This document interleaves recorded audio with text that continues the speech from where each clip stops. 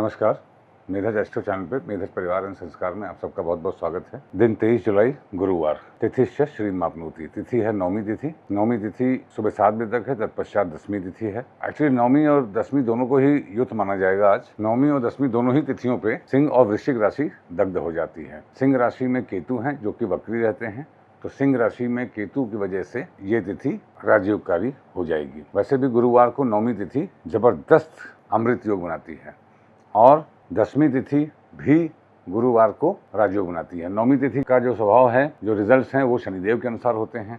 शनिदेव की तिथि गुरुवार को अमृत योग बनाती है।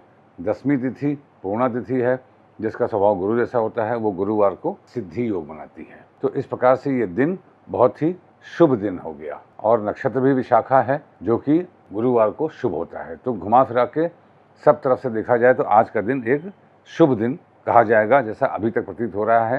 पंचांग को पूरा एनालाइज करेंगे तब दिन पे निर्णय होगा। नौमी तिथि में जन्मे लोग, मैं पहले भी कह चुका हूँ, शुरू में संघर्ष का सामना करते हैं मगर बाद में बहुत सक्सेस प्राप्त करते हैं। देखिए, नौमी तिथि पे मैंने नौमी और 10वीं दोनों युक्त क्यों बोला। नौमी तिथि की देवी माँ गौरी होती हैं और जो 10वीं तिथि के देवता हैं वो हैं यमराज। यमराज और गौरी दोनों जिस तिथि के स्वामी हों, उस दिन नारियल का दान हमको अनेकानेक कष्टों से हर सकता है। आज के दिन का महा उपाय आप समझिएगा। गुरुवार का दिन, विशाखा नक्षत्र, इंद्र के समान बनना, अग्नि देवता, नौमी तिथि गौरी, यमराज 10वीं, और नारियल कौन सा, जटा वाला और पानी वाला।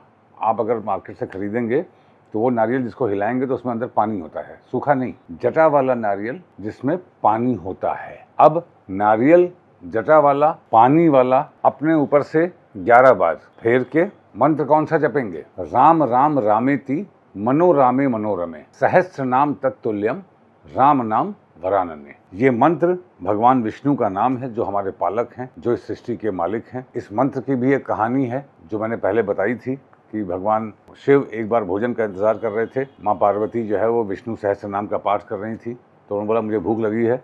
तो माँ पार्वती ने कहा कि विष्णु सहस्र नाम पढ़ने में मुझे अभी समय लगेगा, घंटा 2 घंटा। तो कह रहे इतनी देर तक मैं भूख कैसे बर्दाश्त करूंगा। तो उन्होंने माँ पार्वती को एक मंत्र बताया कि आप सिर्फ ये एक मंत्र पढ़ लीजिए जो विष्णु सहस्र नाम के समान आपको फल देगा। वो मंत्र है राम राम रामेति मनोरामे मनोरमे सहस्र नाम तत्तुल्यम राम नाम वरानने। तो इस मंत्र को पढ़ते पढ़ते जटा वाला, पानी वाला नारियल सूर्योदय और या सूर्यास्त के समय करें तो बहुत अच्छा है।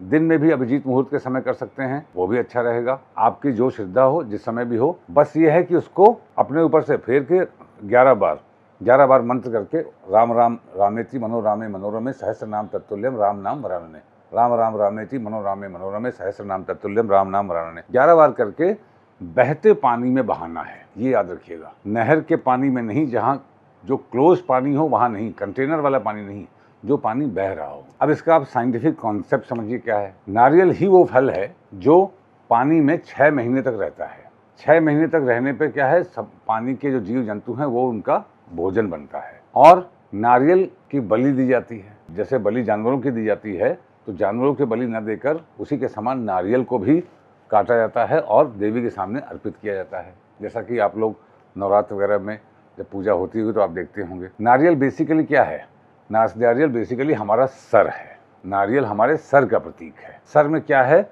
ऊपरी बाधाएं, अहंकार, विकार, ईर्ष्या, द्वेष।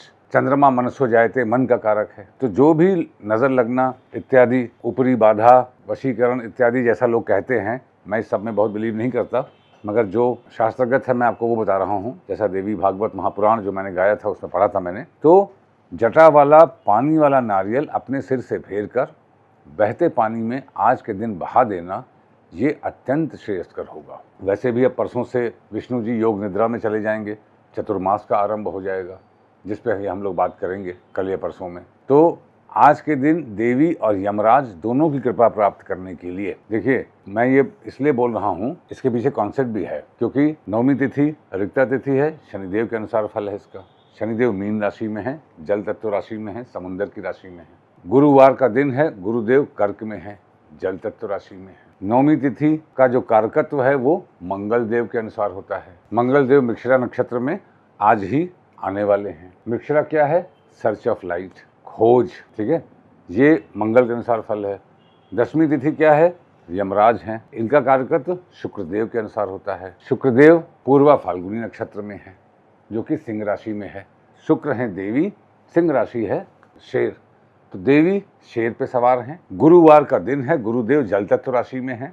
कर्क राशि जो कि आई टू आई अपने डेवलपमेंट की राशि है, अपनी भावनाओं की, अपने कर्मों की राशि है। मीन राशि क्या है? जिसमें शनिदेव हैं, समर्पण की राशि है, यूनिवर्सल कंपैशन की राशि है। तो इसलिए आज के दिन जटा वाला पानी वाला नारियल अपने सिर से फेर कर बहते पानी में बहाना, और जो भी आपके ऊपर नज़र लगी हो, ऊपरी बाधाएं हों, आपको लगता है किसी ने कुछ किया कराया है, अगर नहीं ऐसा लगता है तो पूर्व जन्मों की क्षमा याचना के लिए आपके अनेकानेक जन्मों के जो मित्र हैं, सगे संबंधी हैं, जो कि जल में नीचे जीव जंतु के रूप में हैं, उनको प्रणाम करते हुए उनको भोजन अर्पित करना है। ऐसी भावना देते हुए यत् पिंडे तत् ब्रह्मांडे, जो आप देंगे वही आपको लौट के आएगा। वैसे भी सारे जो संपदा है वो समुद्र में ही होती है, पानी में ही होती है। इस भाव के साथ आज के दिन में आपको ये करना है। नौवीं तिथि वाले लोग एग्रेसिव होते हैं, दसवीं तिथि वाले लोग सौम्य होते हैं। दसवीं तिथि वाले लोग बहुत जिम्मेदार होते हैं। आप किसी भी परिवार में, किसी भी संस्था में देखिएगा, जो व्यक्ति सबसे जिम्मेदार होगा,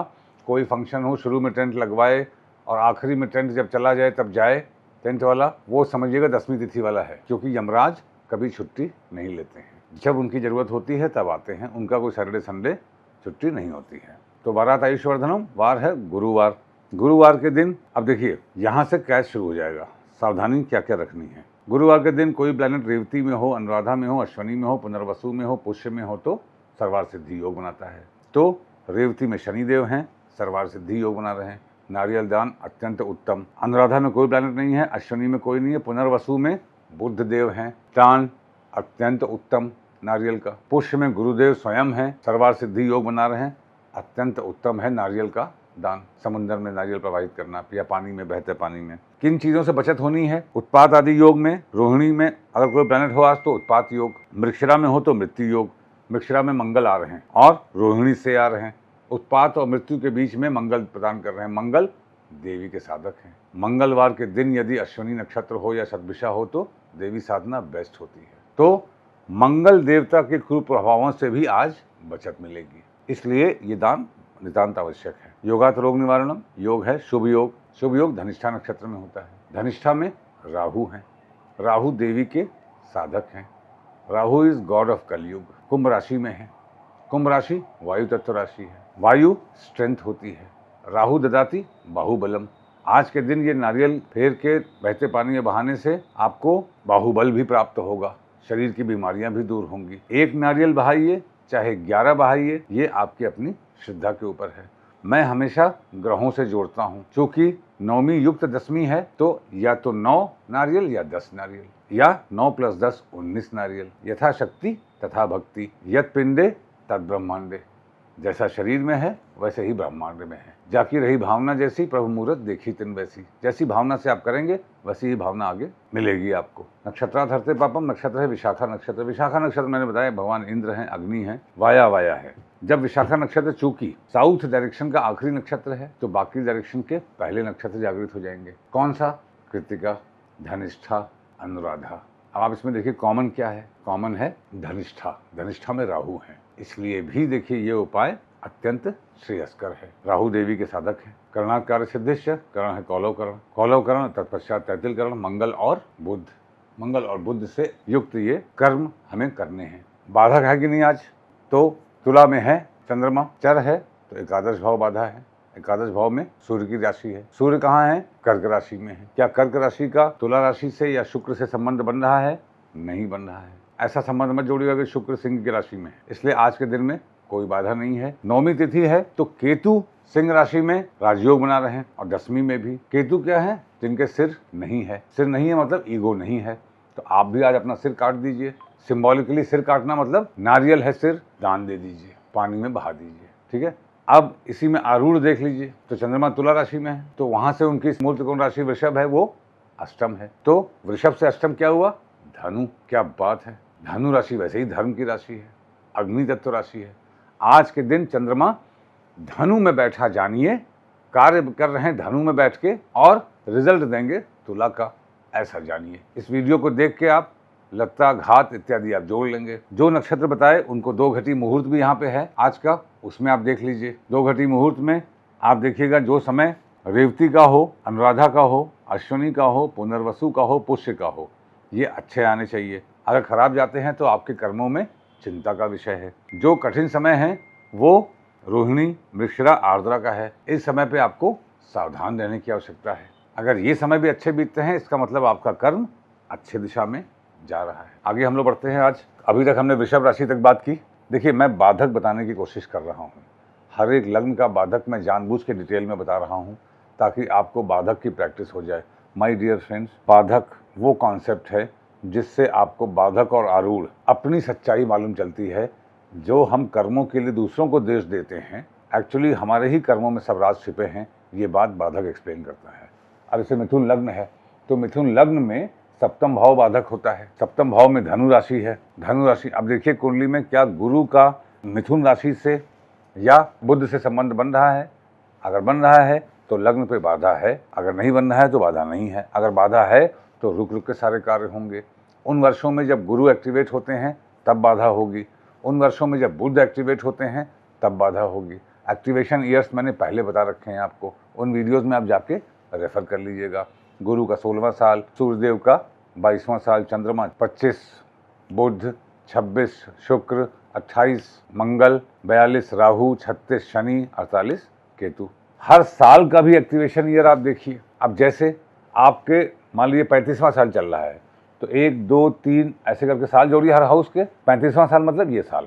अब देखिए उस साल में जो आपके हाउस में है, क्या उस हाउस लॉर्ड का, उस हाउस के बाधक का उस हाउस से या उस हाउस लॉर्ड से संबंध बन रहा है? यदि हाँ तो इस साल आपको बाधा है, अन्यथा नहीं है।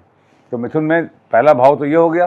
सेकंड हाउस में कर्क राशि है। कर्क राशि में चर राशि है, शुक्र बाधक होते हैं। तो क्या शुक्र का कर्क राशि से या चंद्रमा से संबंध बन रहा है?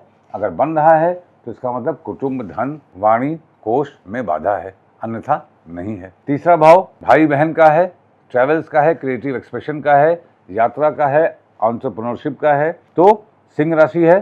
सिंह राशि में 9वां भाव बाधक है मंगल। मंगल का सिंह राशि या सूर्य से संबंध बन रहा है कुंडली में आपके? अगर बन रहा है तो बाधा है, अन्यथा नहीं है। इस प्रकार से आप सारे भावों का भी आप जोड़ ही सकते हैं। हमें लगता है जब इतना मैंने एक्सप्लेन कर दिया है, मेरा क्यों आप टाइम इतना वो करवा रहे हैं। आगे मैं आपको और भी कुछ ज्ञान की बातें बताऊंगा। तो घर से बाहर निकलने से पहले जीरा खा कर निकलिए। आपका दिन शुभ हो। Thank you very much.